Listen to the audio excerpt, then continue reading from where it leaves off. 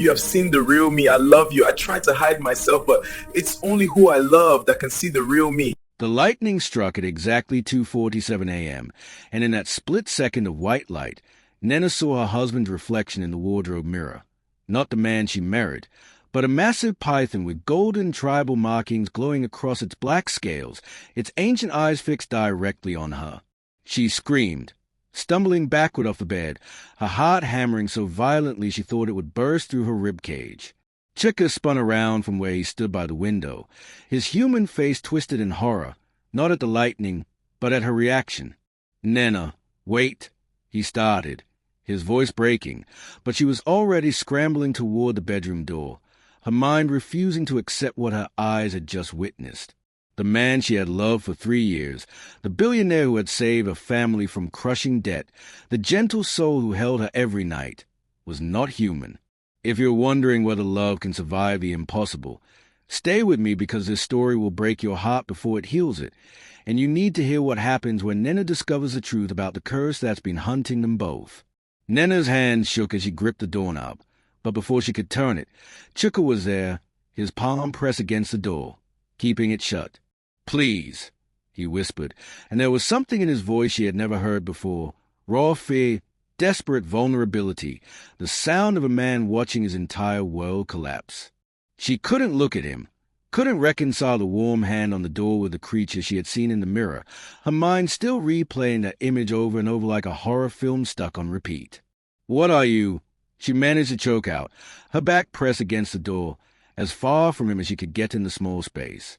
He stepped back, giving her room to breathe, his shoulders sagging in defeat, and for the first time since she had known him, Chuka looked small, powerless, like a man standing at the edge of his own execution. The storm outside raged harder, rain lashing against the floor-to-ceiling windows of their penthouse, and somewhere in the distance, thunder rolled like the drums of something ancient waking up. "I'm the last descendant of the serpent guardian clan," Chuka said quietly, each word deliberate, heavy with centuries of history Nnenna couldn't begin to understand. He moved to sit on the edge of their bed, the same bed where they had laughed and made love and planned their future, and now it felt like foreign territory, a stage for confession that would destroy everything. Nnenna's legs gave out, and she slid down the door until she was sitting on the floor, her silk nightgown pooling around her, her eyes fixed on the man who was apparently not a man at all. Chuka explained it in fragments, how his ancestors had been guardians of an ancient shrine in their village, how they were cursed to take the form of pythons, how he had been born with the ability to shift between human and serpent, bound by rules and rituals he could barely comprehend. "I thought if I lived as a human long enough, if I found real love, if someone saw me for who I truly was inside, the curse would break," he continued, his voice cracking on the last word, and then I realized he was crying, tears sliding down his perfect face. But the worst part came next, and Nnenna watched his expression shift from grief to terror as he spoke the words that would change everything. "Now that you've seen my true form, the spirit will come for you," Chuka said, standing abruptly, pacing like a caged animal, his hands running through his hair in agitation. According to the ancient laws of his clan, any human who witnessed a guardian's true form had to be sacrificed to maintain the balance, to keep the curse intact, to prevent the serpent spirits from breaking free into the mortal world. Nnenna felt ice flood her veins, her breath coming in short gasps as the reality crashed over her. She had been marked for death simply by loving him, by seeing him. "They'll come during the new moon," Chuka said, checking his phone, his face going pale. "That's in 3 days. He looked at her then, really looked at her, and in his eyes she saw love and guilt and something else, determination. "But I won't let them take you. Nnenna, I'll fight every spirit, every ancestor, every god if I have to." Outside their bedroom window, the Lagos skyline glittered with a million lights, oblivious to the supernatural war that was about to erupt in their home. Nnenna stood on shaking legs, her mind racing through 3 years of memories now tainted with new understanding, the mirrors that always seemed to crack around him, the snakes that appeared in their compound despite being on the 20th floor, the nights he disappeared and returned with mud on his feet. "The shrine," she whispered, remembering the one place he had forbidden her from ever visiting, a small room in their penthouse he kept locked, where she sometimes heard him chanting in a language that predated English. Chuka nodded, his jaw tight, and she knew without asking that whatever happened next would require them to go there, to face whatever ancient power had been sleeping in their home all this time. "If we're going to break this curse and save your life, we have to go to my village," Chuka said, pulling out a suitcase and beginning to pack with military efficiency. "We have to go to the original shrine, and we have to do it before the new moon, before the spirits manifest and come to claim you." What will Nnenna find at the ancient shrine in Chuka's village? Can love truly break a curse that has lasted for centuries, or will she become just another sacrifice to powers older than Nigeria itself? Don't go anywhere, because next chapter will take you deep into the heart of a village where the past refuses to die, and Nnenna will discover that being married to a serpent guardian comes with enemies more dangerous than she ever imagined. Hit that subscribe button and turn on notifications, because this story is just beginning to coil around your heart. The 6-hour drive from Lagos to Chuka's village felt like descending into another dimension, the modern highways gradually giving way to red dirt roads flanked by dense forests that seemed to watch them pass with ancient, hostile eyes. Nnenna sat in the passenger seat of Chuka's Range Rover, her hands clenched in her lap, stealing glances at the man beside her who now felt like a stranger wrapped in familiar skin. She kept expecting him to transform right there in the car, to shed his human disguise and reveal scales and fangs, but he remained stubbornly, confusingly human, his jaw set with determination as he navigated potholes and village children who scattered at their approach. They hadn't spoken much since leaving Lagos at dawn, the silence heavy with everything they couldn't say, but now as they approached the village gates, traditional carved pillars that marked the boundary of his ancestral land, Chuka reached over and squeezed her hand with desperate tenderness. "Whatever happens in there, whatever you see or hear, remember that I love you," he said, his voice rough with emotion. "Remember that everything I did, every lie I told, was to protect you from this life." The village was nothing like Nnenna expected.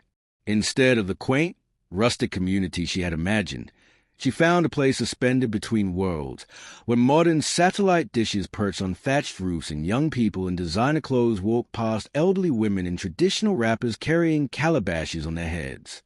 Chuka's family compound stood at the village center, a sprawling estate of interconnected buildings painted in fading white, with a massive courtyard where an ancient Iroko tree grew, its roots breaking through the concrete like fingers reaching up from the underworld.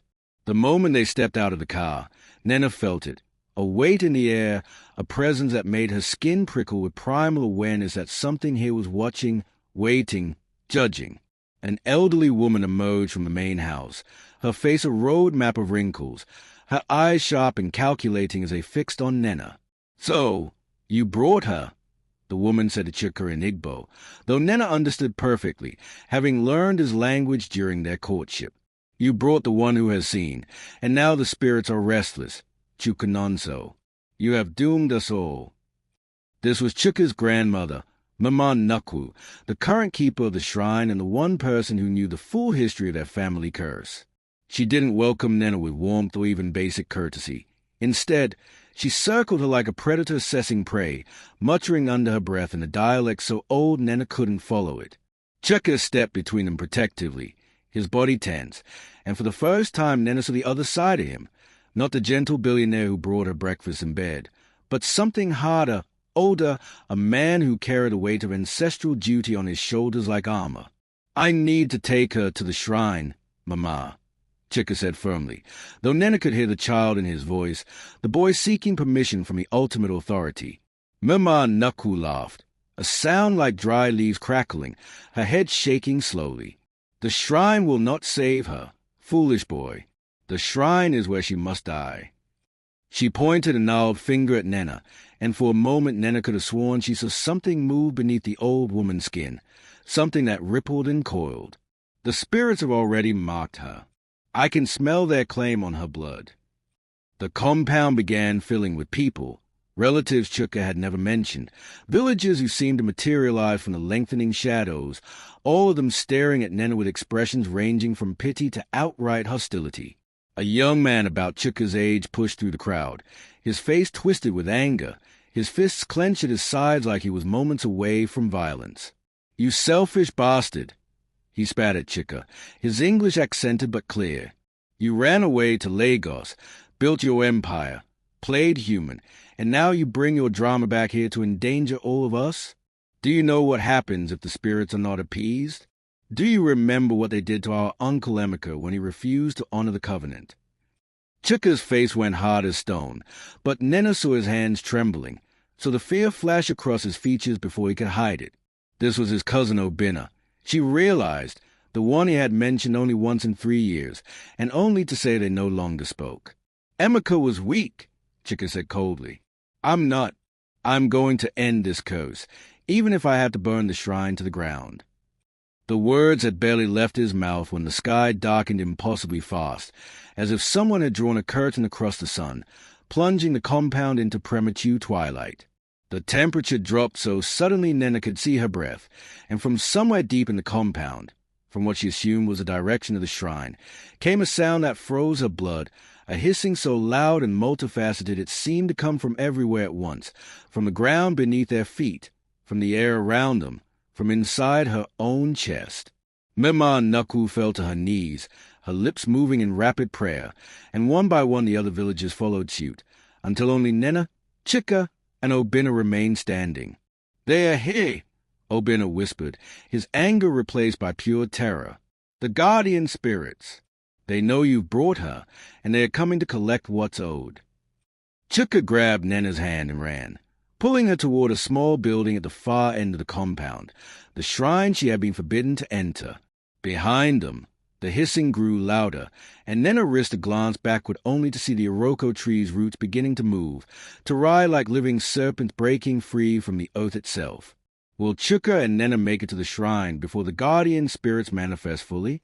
What secrets are hidden inside that sacred place that even Chuka fears to confront?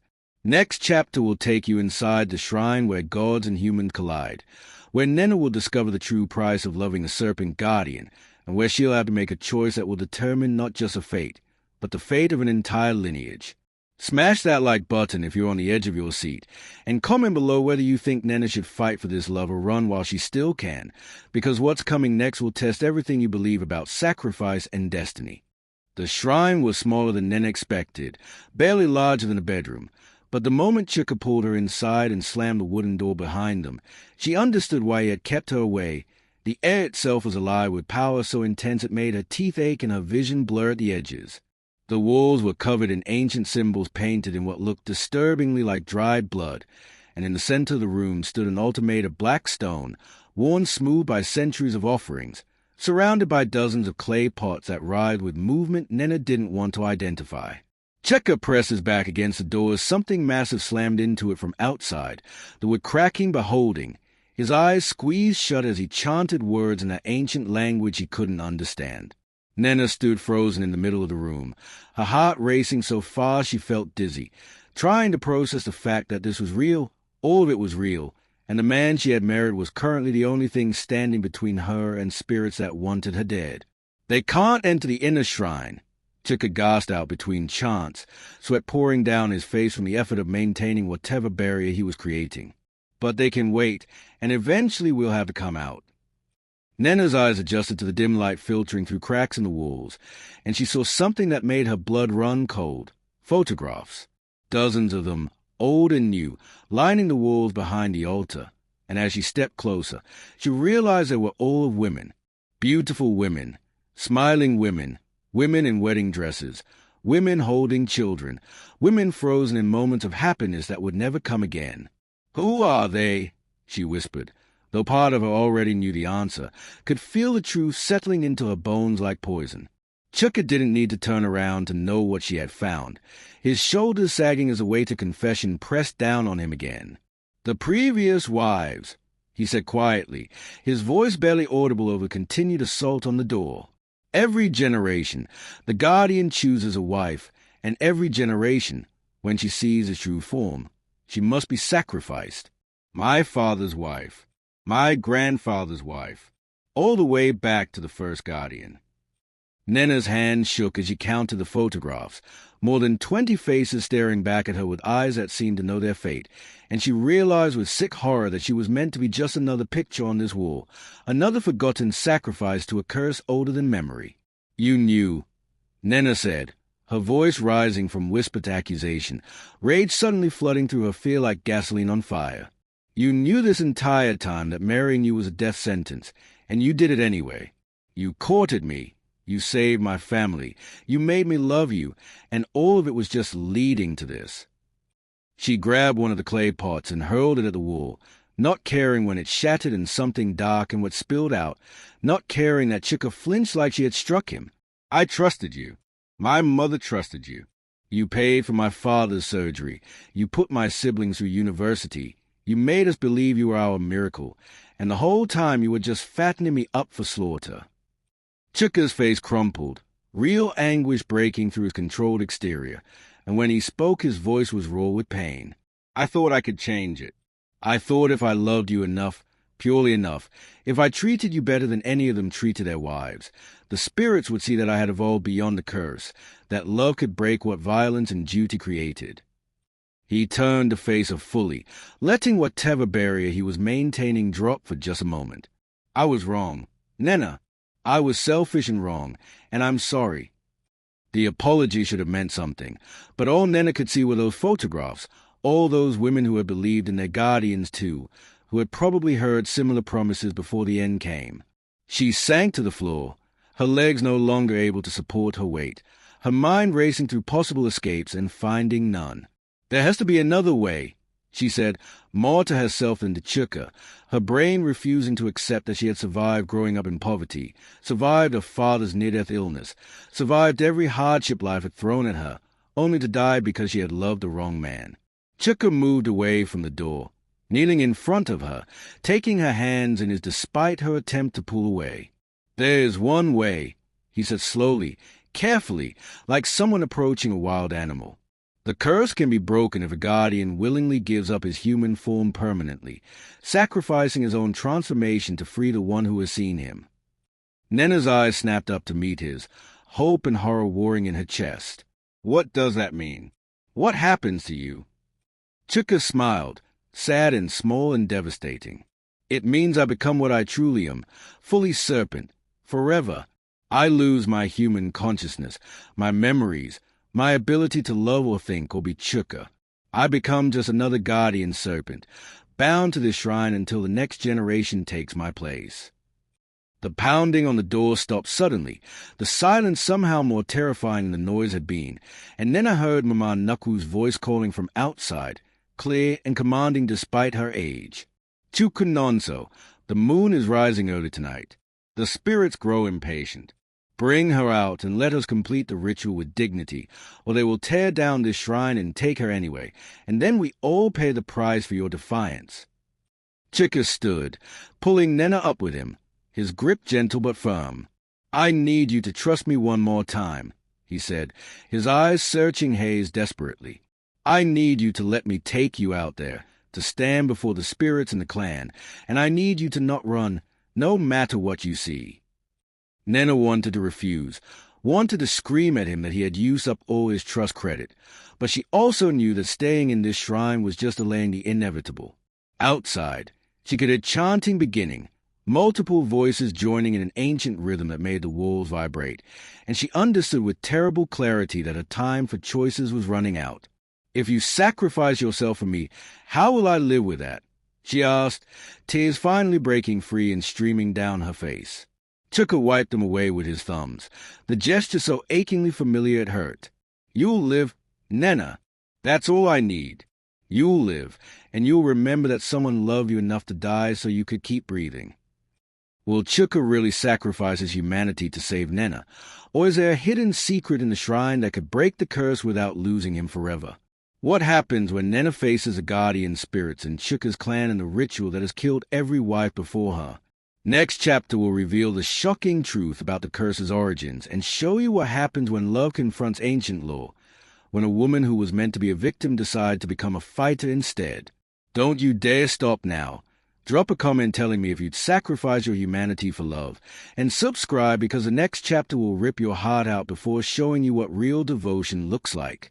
The compound had transformed into something from a nightmare when Chuka finally opened the shrine door and led Nnenna outside, his hand gripping Hayes with desperate strength as if he could anchor her to life through sheer will. Every surface was covered in snakes. Pythons of all sizes drape across the iroko tree's branches, coiled on the roofs, forming living carpets on the ground that parted reluctantly as they walked through, their scales catching the moonlight and creating an eerie, shifting landscape.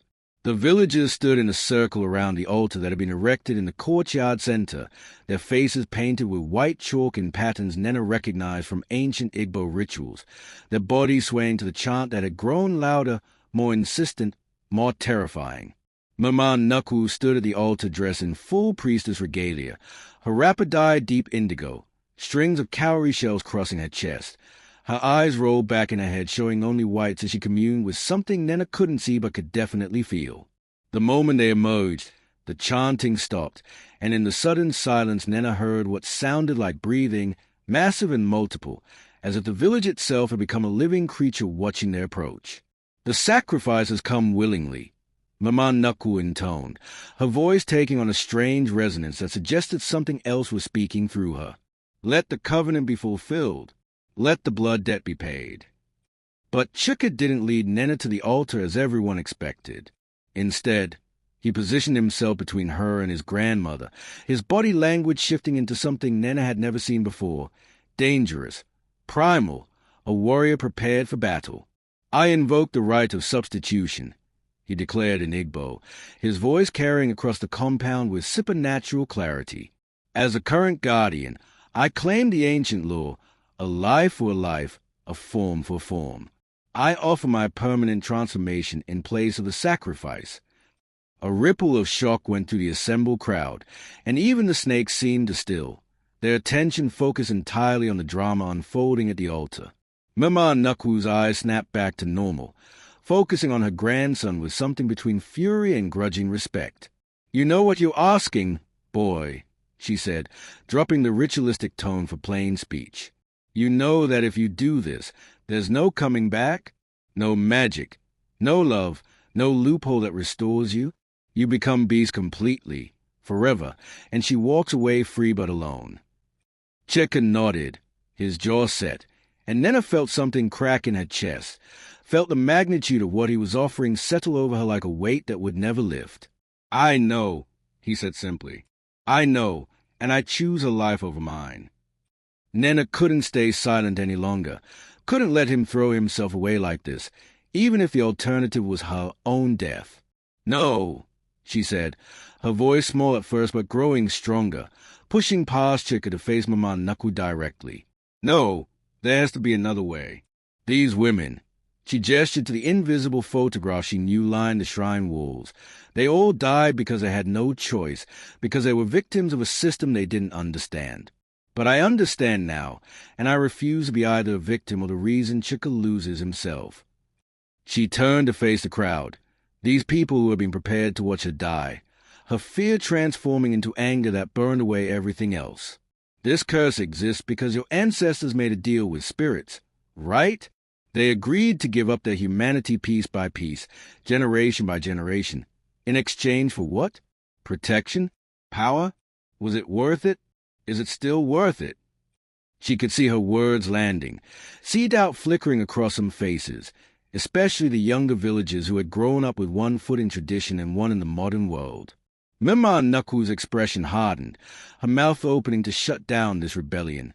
But Nnenna pressed on. "What if we broke the covenant entirely? What if instead of sacrificing me or transforming Chuka, we refuse to play this game anymore?" The suggestion hung in the air for exactly 3 seconds before chaos erupted. The snakes began moving as one, converging toward the center of the compound where Nnenna stood, their hissing returning in a deafening wave of sound that spoke of rage and hunger and ancient promises being threatened. The ground beneath their feet started to crack, thin fissures spreading out from the altar like veins, and from those cracks came smoke that smelled of rotten old blood, carrying with it voices that spoke in overlapping whispers of obligation and debt and consequences. Chuka grabbed Nnenna and pulled her back toward the shrine. But this time the door wouldn't open, the building itself rejecting them, forcing them to face what was coming. "You cannot break what was sealed in blood and bone," a voice boomed out, seeming to come from everywhere and nowhere. Speaking Igbo so old even Mama Nnaku looked shaken. "The Guardian line has maintained a barrier between worlds for 10 generations. Break the covenant and the barrier falls. Break the covenant and everything we have held back floods into your realm." Nnenna felt eyes flood her veins as she understood the true scope of what they were dealing with. This wasn't just about her or Chuka, wasn't just about one family's curse, but about some fundamental cosmic bargain that kept something terrible at bay. But even as fear tried to silence her, Nnenna felt something else rising up, something she had inherited from her mother who had worked 3 jobs to feed her children, from her grandmother who had survived civil war and still found reasons to laugh, from every woman in her lineage who had refused to break under circumstances designed to destroy them. "Then renegotiate," she said, her voice cutting through the chaos, and somehow, impossibly, the spirit seemed to pause, to listen. "Every contract can be renegotiated. You want a guardian? Fine. You want someone to maintain the barrier? Fine. But not like this. Not with wives sacrificed and men stripped of their humanity generation after generation."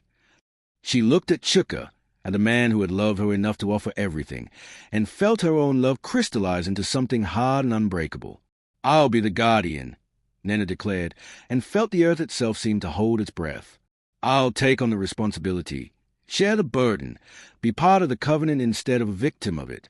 Let Chuka keep his human form, and I'll learn to share the serpent one. Make us both guardians, equal partners in maintaining your precious barrier." Mama Nnaku gasped.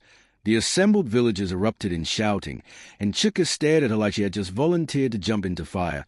But Nnenna stood her ground, hands on her hips, glaring at the smoke and the voices and the ancient powers like she was negotiating a business deal, not gambling with cosmic forces.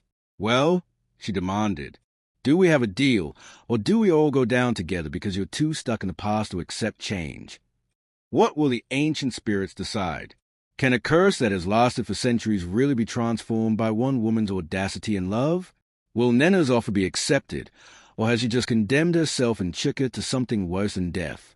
Next chapter will bring you the stunning conclusion to this supernatural love story, where you'll discover whether sacrifice or partnership wins the day, and whether a billionaire and the woman who love him can truly break the cycle that has destroyed every couple before them. This is it. The final chapter is coming, and you won't believe how this ends. Hit subscribe, leave a comment with your prediction, and brace yourself because what happens next will restore your faith in love's power to transform even the darkest curse into something beautiful. The silence that followed Nnenna's declaration stretched so long, she began to think the spirits had simply rejected her offer and were preparing to destroy them all. But then the smoke began to coalesce, to take shape, forming a massive serpent head that hovered above the altar with eyes like burning coals fixed on her with terrible intensity. "You offer yourself knowing the cost," the voice rumbled, and Nnenna realized with shock that it sounded almost curious, as if in 10 generations no one had ever suggested what she was suggesting. She nodded, not trusting her voice, her hand finding Chuka's and squeezing tight as he stood beside her, his face a mixture of pride and terror and desperate hope.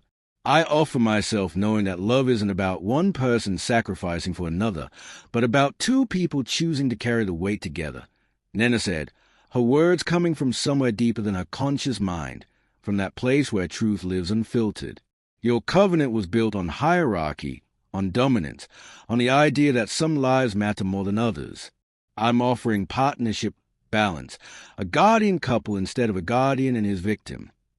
The serpent manifestation swayed, considering, and Nnenna could feel the weight of countless spirits watching through its eyes, ancient guardians and their sacrificed wives, all the blood and pain and loneliness that had fed this curse for centuries. Mama Nnaku stepped forward, and for the first time since they had arrived, Nnenna saw something other than hostility in the old woman's face, a glimmer of respect, perhaps, or recognition of a kindred strength. "The girl speaks wisdom," Mama Nnaku said, addressing the spirits directly, her voice carrying the authority of someone who had served them faithfully for decades. "Our covenant has grown stale, fed on suffering rather than purpose. The barrier weakens not because we lack power, but because we have forgotten why we guarded in the first place. to protect the living, not to devour them. She moved to stand beside Nnenna and Chuka, physically aligning herself with them against the ancient order she had spent her life maintaining. I support the renegotiation. Let the guardian line evolve, or let it end, but let us not continue down a path that has become more cursed than calling. Obinna and several other young villagers broke from the crowd to join them, forming a growing wall of support, and Nnenna realized that she wasn't the first to question this system, just the first to challenge it at the moment of sacrifice when the spirits had to listen. The serpent manifestation's eyes moved across each of them, and Nnenna held her breath, waiting for judgment. The human female presumes much, the spirit voice said, but there was something almost amused in the tone now, a shift from outright hostility to grudging consideration. She stands before powers that were ancient when her ancestors learned to walk upright, and demands we change our ways to accommodate her modern sensibilities. The smoke serpent lowered its head until it was level with Nnenna, close enough that she could feel heat radiating from it, could see patterns in the smoke that hurt her mind to perceive. But perhaps that is exactly why the covenant must evolve. You do not beg. You do not cower. You do not accept your assigned role. The spirits seemed to confer among themselves, a susurrus of whispers in languages that predated language, and Nnenna felt the moment of decision approaching like a storm front, the air itself charged with possibility. Chuka's hand tightened on Hayes, and she glanced at him to find him looking at her with such raw love and gratitude that tears pricked her eyes. Whatever happened next, they would face it together, and that alone was victory of a sort, a rejection of the isolation his curse had always demanded. "We accept," the voice finally declared, and the words hit Nnenna like a physical force, driving the breath from her lungs even as relief flooded through her. "The covenant is reformed. Nnenna will share the guardian form with Chuka. Both will bear the responsibility. Both will carry the power. Both will maintain the barrier between worlds." The smoke serpent began to dissolve, but its voice continued, laying out the new terms with the precision of a cosmic contract. They would both carry the ability to transform into guardian serpents, but only when both consented, sharing the burden and the power equally. The sacrifices would end. No more wives offered to maintain the covenant. No more solitary guardians carrying impossible weight alone. Their children, if they chose to have them, would inherit a choice rather than a curse, able to accept or refuse a guardian role as adults. "But understand this," the voice said, its tone grave as the last of the smoke faded. "The barrier still requires maintenance. The old spirits we guard against still hunger. You have not escaped duty, only transformed it.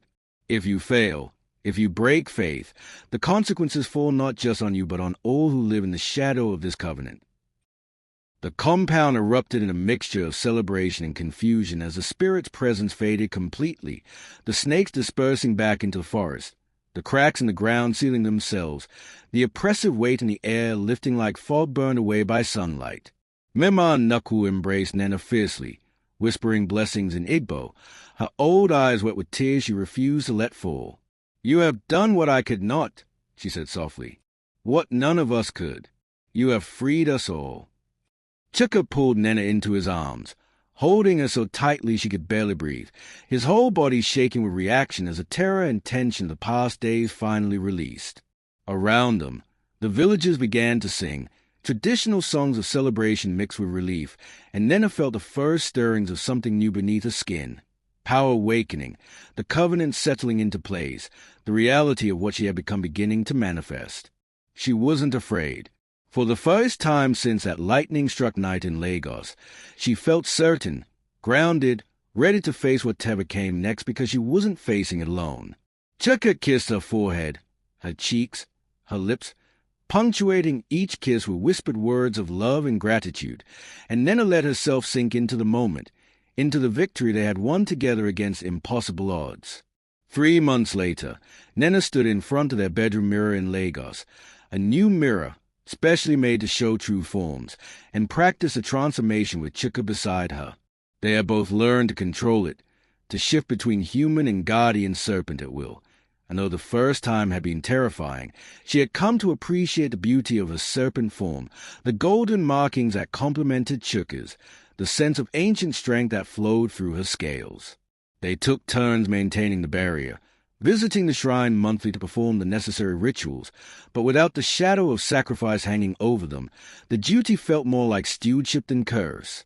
Nnenna's family had been shocked when she finally explained everything, but her mother, practical as always, had simply nodded and said that every marriage required sacrifice and compromise, though most people's didn't involve supernatural transformations. They had agreed to keep the truth within the family, to protect the new covenant from outside interference, and Nnenna had returned to her work in Lagos with a secret that made her smile at odd moments. She was married to a billionaire who was also a serpent guardian, and somehow, impossibly, miraculously, they had turned a centuries-old curse into a love story with a happy ending. As she watched their reflections in the mirror, sometimes human, sometimes serpent, always together, Nnenna thought about all those women whose photographs lined the shrine walls, and she sent up a silent prayer that their spirits could finally rest, knowing that their suffering had not been in vain, that they had paved a way for a future where love could exist without sacrifice, where partnership could replace domination, where two people could face the darkness together and emerge stronger. For it, Chuka wrapped his arms around her waist from behind, his chin resting on her shoulder, his eyes meeting hers in the mirror, and in that moment Nnenna knew with absolute certainty that she would make the same choice again, would offer herself again, would fight those ancient spirits again, because love worth having is love worth fighting for, and she had found a love that could literally transform curses into blessings. Thank you for staying with Nnenna and Chuka through every twist of this incredible journey.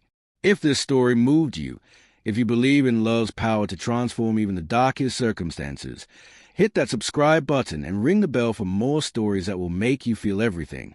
Drop a comment telling us what you thought. Did Nnenna make the right choice? Would you have had the courage to renegotiate with ancient spirits for love? Share this story with someone who needs to hear that true love means facing the impossible together, not sacrificing alone. And stay tuned because we have more supernatural romance, more powerful women, and more love stories that defy every rule coming your way. Until next time, remember, the greatest magic isn't in curses or ancient covenants, but in the courage to love someone so completely that you transform the world for them. We'll see you in the next story.